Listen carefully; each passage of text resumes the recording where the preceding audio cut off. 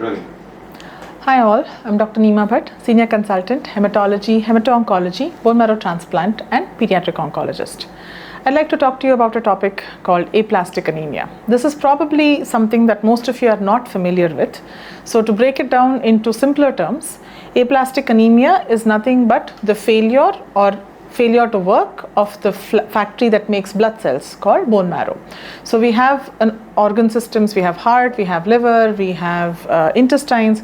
Just like that, we have a factory or we have a system that makes blood cells. This system is called the bone marrow. When patients have failure or this organ called bone marrow stops working adequately, it causes patients to have low blood counts. So there are mainly three types of cells: red blood cells, white blood cells and platelets. So when we see patients with aplastic anemia, they present with what we call pancytopenia, which is low hemoglobin, low WBC counts as well as low platelets. Now these patients have to be evaluated in the right way, making sure that the low counts is because of aplastic anemia, which is failure of the bone marrow, and not really because of a type of blood cancer like leukemia or lymphoma or some other blood cancer. After ruling out or differentiating between the right types or arriving at the right diagnosis, these patients need to be taken on to the next step, which is the treatment. So what is the treatment for someone who's had bone marrow failure or aplastic anemia? It depends on a lot of parameters.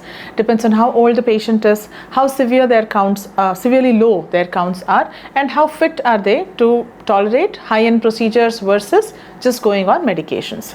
So if we broadly divide it into two categories, adults and pediatric patients.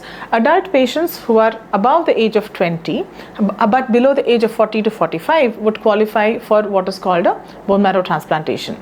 Adult patients who are above the age of 40, if they have a fully matched donor with one of their family members, would still qualify for bone marrow transplantation, provided that their organ functions are in good condition and they are physically fit enough to be able to tolerate a bone marrow transplant.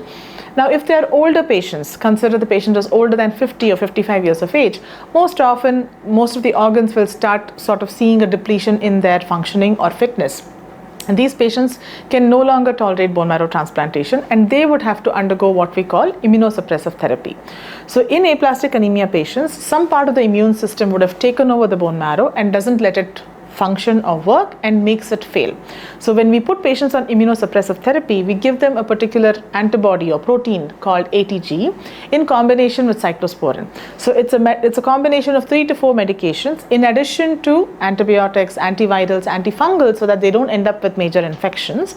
And with the help of these immunosuppressive medications, we alter their immune system so that the bone marrow is restored to as close as normal as before the diagnosis was made. What happens if the patients are younger?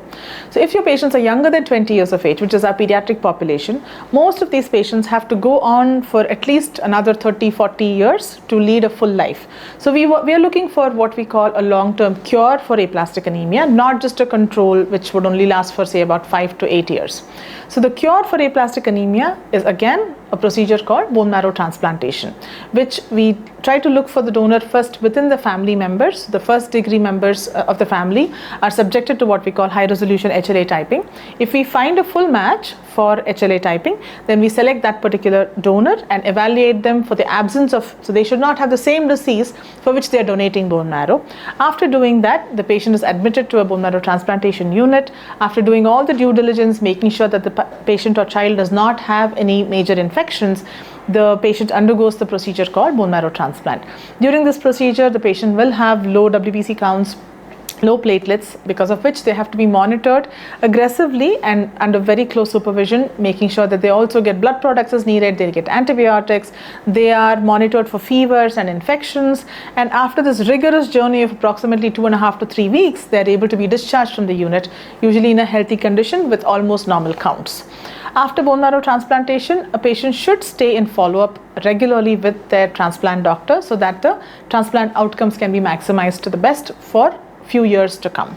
So aplastic anemia in a nutshell is a disease where the bone marrow fails completely, where all the blood counts go down, and the only way to cure this is by doing a BMT or bone marrow transplantation, which has to be done in a highly specialized center.